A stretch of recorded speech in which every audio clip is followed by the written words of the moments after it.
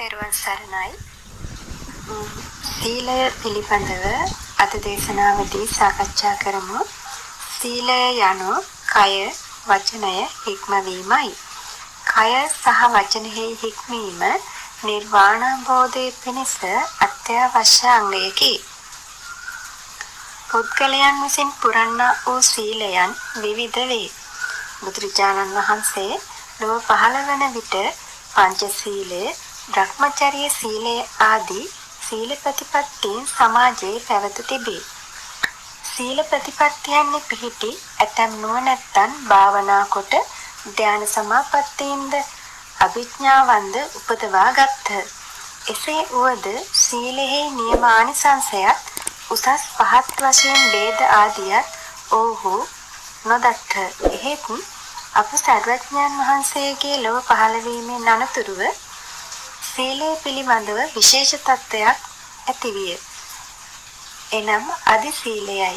අදි සීලය යනු නිර්වාණ බෝධය ලබා දෙන සීලයයි. බුද්ධ ශාසනයට ඇතුළත් වන ප්‍රධාන දොරටුව සරණ සීලය වේ. බුද්ධ, ධම්ම, සංඝ යන ත්‍රිවිධ රත්නය සමාදන් වීම නැතහොත් සරණ යාම සරණාගමනය වේ. සමාදන් වූ තිසරණෙහි පිහිටා ක්‍රියා කිරීම සරණ සීලයයි.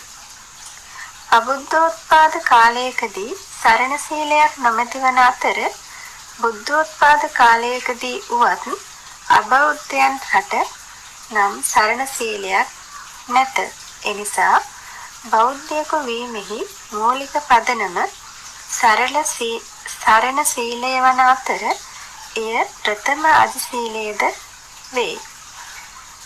පංචශීලය, ආජීවට්ටමක සීලය, උපෝසත අට්ඨාංග සීලය, නවාංග උපෝසත සීලය, දස සීලය, සාමණේර සීලය, උපසම්පදා සීලය ආදී වශයෙන් සීලයෙන් ක්‍රමයෙන් උසස් වන අදි සීලයන් වේ.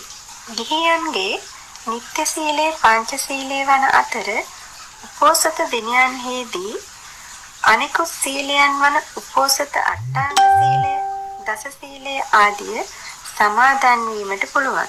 භික්ෂුන් වහන්සේලා හා භික්ෂුණීන් වහන්සේලා විසින් රක්නා උපසම්පදා සීලෙහි විනය ශික්ෂාවන් 9199 කෝටි 50 ලක්ෂ 36000ක් පමණ ඇතුළත් වේ. එනම් භික්ෂු භික්ෂුණීන් යනු කෝටියක් සංවර සීලයේ රක්නා වූ උතුමන් වහන්සේලාය. භික්ෂුණී ශාසනයක් වර්තමානයේ නොපැවතියේද අද සමාජයේ ජීවත් වන දසසිල් මාතාවන් පංචශීලයට වඩා උසස් වූ දස සීලය තමන්ගේ නිත්‍ය සීලය ලෙස රක්නා වූ සිල්වත් පිරිසකි. කවර සීලයක් වුවද පිරිසිදුව රැකිය යුතුය.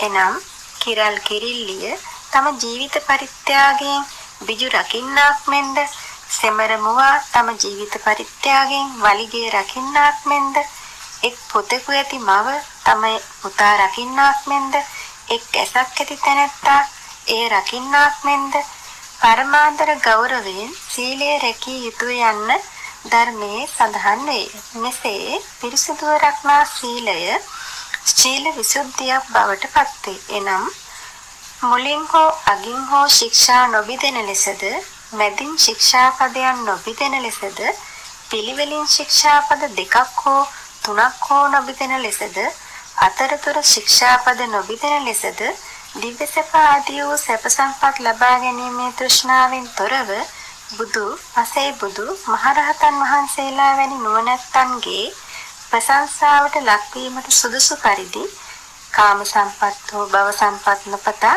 මානෙන් හා ආත්ම දෘෂ්ටියෙන් තොරව නිවන් ප්‍රාර්ථනාවෙන්ම සීලය රැකිය යුතුය.